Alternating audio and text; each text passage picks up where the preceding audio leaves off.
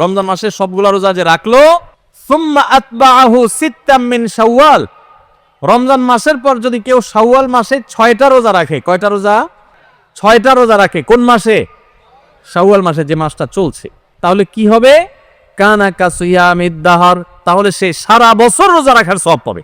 আপনি 30টা পাইছেন, 30টা রাখছেন, 1 মাস রমজান মাসে সওয়াব পাইছেন। সাথে আর শুধু 6টা প্লাস করলে অফার হলো 12 মাস রোজা রাখলে যে পরিমাণ সওয়াব পাইতেন আপনার অ্যাকাউন্টে আল্লাহ সেই পরিমাণ সওয়াব জমা করে দিবে। তাহলে কোনো বুদ্ধিমান মানুষের শাওয়ালে 6 রোজা রাখা ছাড়া উচিত না।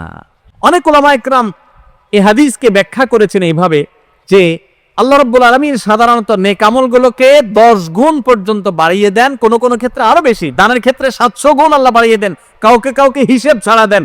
এই যে সাধারণত আল্লাহ তাআলা নেক আমল করলে কয় গুণ বাড়িয়ে দেন? 10 গুণ। কয় গুণ বাড়িয়ে দেন ভাই? 10 গুণ। তো আমরা রমজান মাসে রোজা রাখি, সাধারণত সারা মাস 30 হয় সর্বোচ্চ, কখনো কখনো 29 হয়, 30 বেশি তার হয় না। তাহলে 30 হলে 30টা রোজা আমরা রমজান মাসে রাখলাম। আর শাওয়ালে যদি 6টা রাখি তাহলে কয়টা হয়? 36 রোজাকে যদি আপনি 10 দিয়ে গুণ দেন সমান সমান কত হবে? 360। সারা বছরের হিসাব পাইছেন ভাইরা আমার? এই জন্য আল্লাহ রাব্বুল আলামিন আমাদেরকে সারা বছর রোজার সওয়াব দিবেন।